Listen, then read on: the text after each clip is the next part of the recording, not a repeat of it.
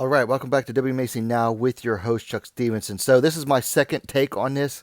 I was using a Bluetooth microphone on the first recording, and the battery died, so I got to do this all over again. And I'm mad, so I'm going to try to keep this short.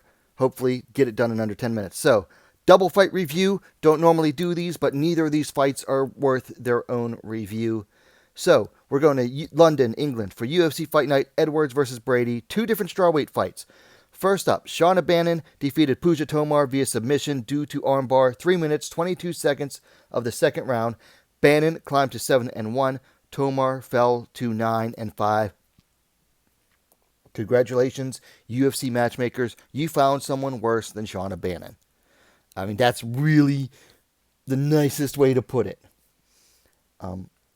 Bannon came out and basically threw nothing but side kicks for 2 freaking rounds, or a round and a half. And a lot of what they were calling hesitation kicks, which really were feints. And Tomar had really no answer to it other than to throw some kicks of her own.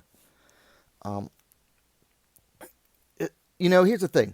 The side kick is a good weapon to have in your arsenal. It's a weapon to have in your arsenal. It shouldn't be your whole arsenal. I mean, I don't think Bannon knows how to throw a jab, which is terrible because that is the easiest strike to learn how to throw. I mean, Tomar at least knows how to throw a jab. She was just too far outside. And she had no answer to those kicks. Like, didn't try to catch and go for the takedown. Didn't try to catch and go for a knockdown. Nothing. She had her big moment in the second round. She threw up a high kick that floored Bannon, followed Bannon to the ground, which, good move. I'm going to say this. It was a smart move to follow and hunt for the finish, because if you're losing on the feet, and she was, your best option is to go to the ground. So she had Bannon hurt, went for the finish, but then, for what? The second time in like a week, 2 weeks, I've watched a fighter get an early knockdown and then put themselves in a bad position where they ended up getting submitted.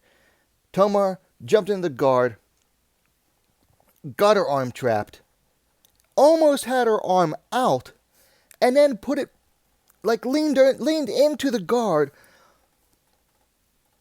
put her arm even deeper than it already was. Like, when I say that they found the one fighter worse than Shauna Bannon, I mean it.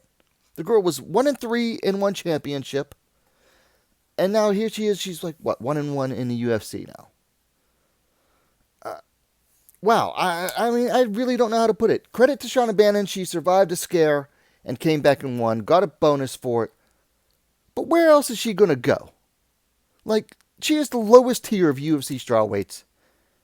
And does not look good. Like, does not look promising at all. And I don't understand the purpose of signing her. I didn't understand why Invicta was pushing her so hard when they did, and I don't understand why the UFC picked up Bannon but then passed on Invicta strawweight champ Danny McCormick. Like, they never ended up signing McCormick, even when she won a good fight in the road to UFC that she took on short notice, but they'll sign Bannon. I guess because she has a bunch of Instagram followers, because she shows her butt. That's all I can get, because she's boring, she's not exciting, and she's not very good. I just don't get it. Moving on, also at strawweight, Alexia Tinara, one of my new favorites, came in on a week's notice, came out to the cringiest dance possible, but then passed the test here, because if you come out acting cringy, you better win. You'd better win. And she did. She defeated Molly McCann via submission due to rear naked choke. 4 minutes, 32 seconds in the first round. Tinara climbed to 12-1. McCann fell to 14-8.